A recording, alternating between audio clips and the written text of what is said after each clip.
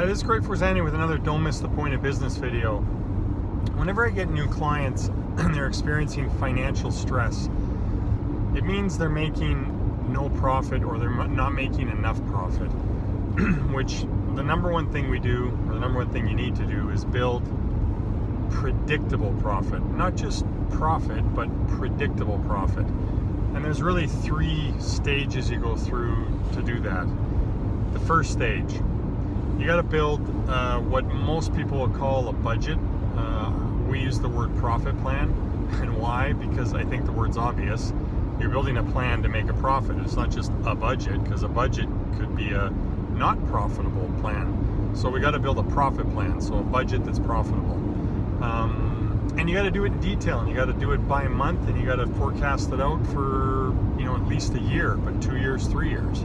So maybe for the next 12 to 24 months you do it by month, and then after 24 months you build one that's by year. And then every month you review it, you compare your actuals to it, and you adjust that profit plan based on what's happening, because you don't want to go through a year expecting to hit your profit plan or your budget, and you miss it every month and you don't make any adjustments, and at the end of the year you don't make any money and say, well, gee, maybe next year I'll make some money.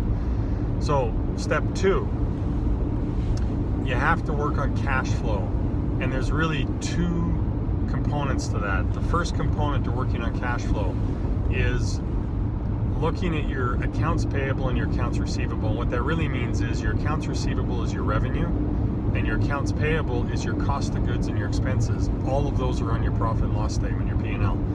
You got to look at those, and you got to adjust the payment terms on all of that to line up to as close to each other as possible, meaning you're financing the least amount of accounts payable possible, meaning financing the least amount of cost of goods and expenses possible.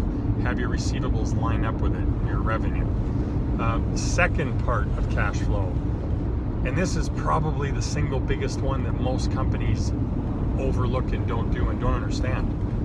You got to profitably price your service or product, meaning the gross margin percent on the expected revenue in your profit plan, your budget, needs to cover your estimated or projected expense percent and profit percent desired.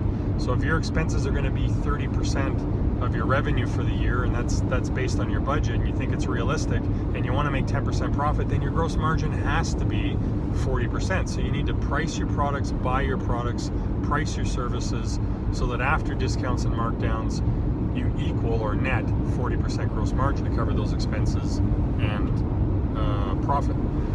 Third thing you have to do, focus on marketing and sales. And I say marketing and sales in that order because marketing comes before sales. So you got to build a marketing plan. Marketing plan is a collection of lead strategies to market to potential customers, your target market. But however, the most important part is you measure the ROI by strategy, and then you adjust your time and money spent on each one according to that ROI.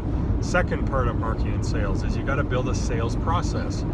So a sales process is, what am I doing with that target market? Once I market and they hear about me and they engage, they ask, what am I doing in a sales process to increase my conversion rate of those people, to get them to become clients?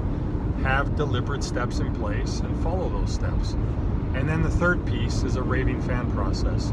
Raving fan is deliberate intentional steps with your customers or clients after they've made the purchase. What are those deliberate intentional steps? To get them to, number 1, continue to buy from me, number 2, buy more often, and number 3, send me referrals.